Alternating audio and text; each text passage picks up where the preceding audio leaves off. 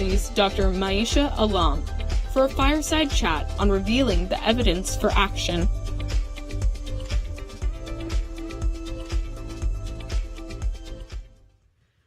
Hi, everybody. It's great to be here with all of you, and thank you so much for tuning in online and being here in person for such an important set of discussions. And we're really honored at Foreign Policy to be partnering with Sanofi on this and Foundation S on this, and to have such high-level representation among our speakers, including the Honorable Minister, and as well Pascal, who's been at the helm of so much of this work. I'd love to dive in, and Pascal, begin with you if you'll allow me. And, you know, we just heard a little bit from the previous speakers, but can you just help underscore for the audience, why is it so critical that at this time political will is mobilized for climate adaptation when it comes to strengthening health systems? And how is it that, you know, this can be done in terms of overcoming challenges related to cooperation and coordination across the globe? Well, thanks. Hello, everybody. I'll answer your question as both member of this Collective Mind Council and as chair of the Climate Overshoot Commission. We've published our report a year ago. Exactly. And the overall scope of our recommendations covers an agenda which we call CARE, C-A-R-E, cut emissions, adapt, remove carbon, and explore geoengineering, which we know is a more controversial topic. Unsurprisingly, we've devoted quite a lot of time to the impact of climate overshoot into health systems. I don't think I need here to expand on why this is a huge global problem, a totally underestimated by public opinion and held by politicians. So my answer to your question is, what should we do? Not what's the problem. We know the problem. We know the problem is horrendously big and it's coming extremely fast. We have already overshot. And the question is not whether we will overshoot 1.5 or not. The question is, given we are overshooting, after 1.5, are we going to continue? Are we going to plateau? Or are we going to decrease? And this is where we need a full-fledged agenda. We need to decluster the conversations between emissions, adaptation, removal, and geoengineering, which for the moment are in very different constituencies. So in order to raise awareness, and among the terrible consequences of overshooting 1.5, health comes number one. It's not just health, it's food, it's the ocean, it's a whole range of our ecosystems, but health comes number one. So advocacy, let's put the numbers on the table, let's raise public attention. And second, and this is, I think, what many people here, and I recognize quite a lot of friends will not be surprised, I say, let's act in making sure that we care about the last mile. What really matters in health systems is the operational part. I was just discussing with Peter Sands. I've been working when I was DG of WTO on IP-related issues having to do with the Global Fund. If I have one model in mind, and I know it's always risky to have one model, but let me put it on the table, we have to emulate the Global Fund governance operational system in looking about the impact of climate on health systems. Thank you for that. And I want to pick up on a couple of really important points that you made. The first related to breaking down of silos and not treating these as somehow separate and unrelated. And the other piece being, of course, the funding and financing.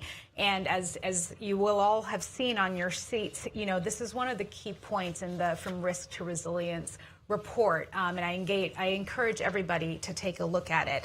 But another really important piece relates to financing, and in particular, one of the findings of the report is that in 2022, only about 20% of multilateral funding assigned by the GCF went to projects with health benefits. And that really tells you what a distance there is to close, so to speak, when it comes to these issues. And so, Minister, I'd love to bring you into the conversation at this point and ask you a little bit about the kind of financing that's necessary for achieving that last mile when it comes to climate adaptation of health systems. What are the changes to the global financing framework that you believe are necessary in order to better support the operationalization and the last mile delivery that Pascal was touching on?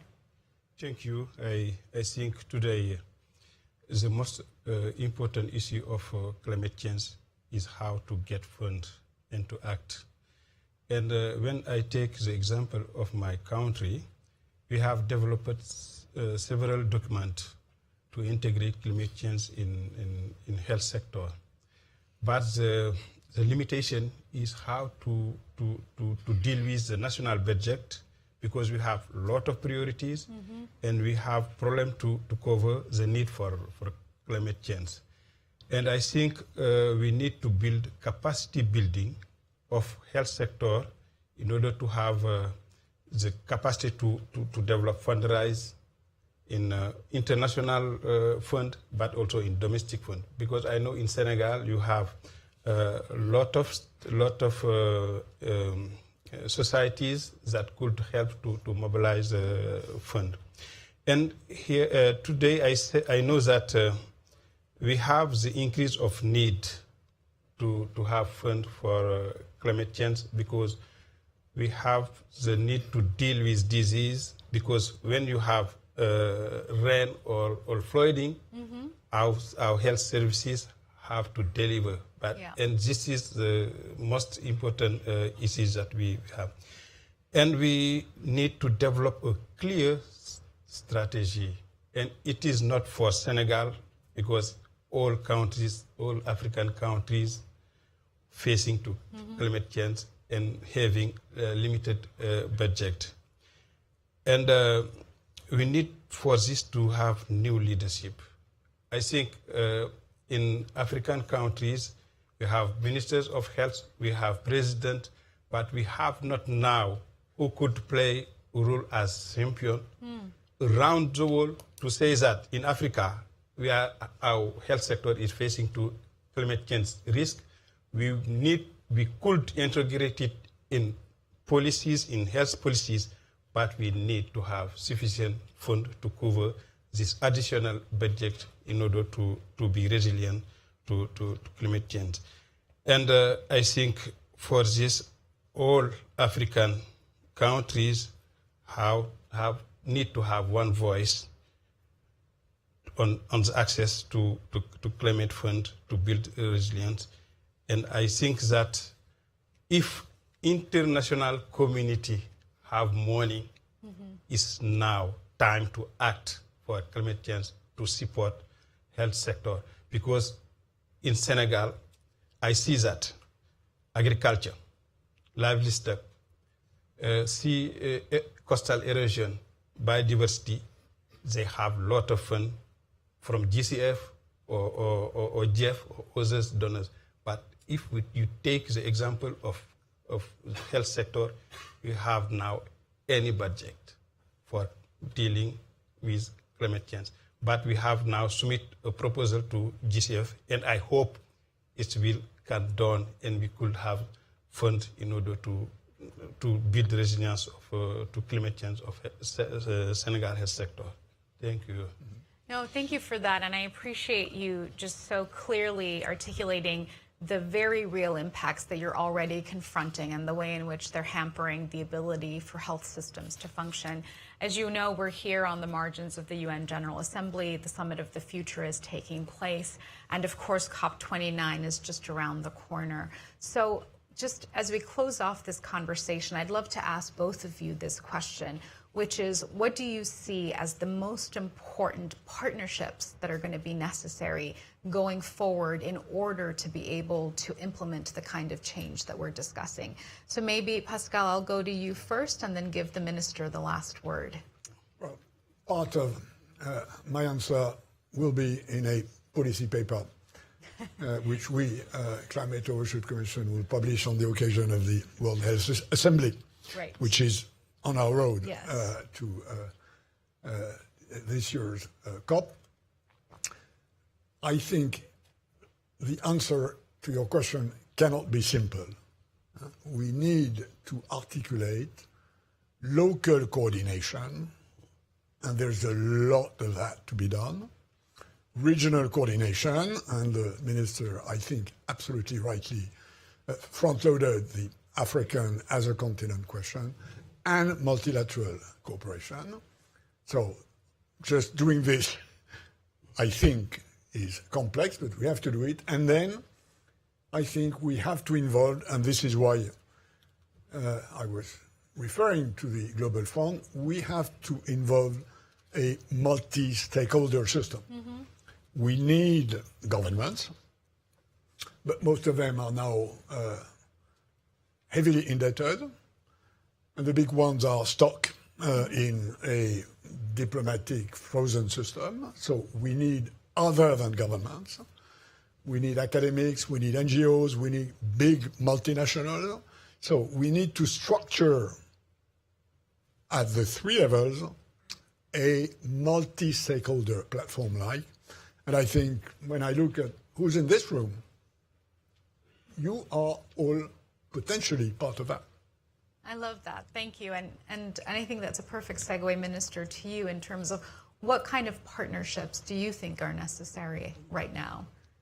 You know, a lot of African countries develop now their health national adaptation plan, and they express clearly the need of funding. And I think that in terms of partnership, we can develop the model or the approach of compact in cooperation. And this compact could be function as platform where all partners could say that this is the flow of money that I give to health sector in order to deal with climate change. And it will be more easy for health sector to access to this fund than the facilities as GCF, where it is so difficult for health workers. And I think that all partnership could have one platform where they put all the money that they say this is for dealing to climate change, but only for health sector. Yeah, I think that's such an important message. Well, Dr. Ibrahim Asai and Pascal Lamy, thank you for sharing your perspectives and for issuing such clear call to actions for all of us to take forward. Thank you very much.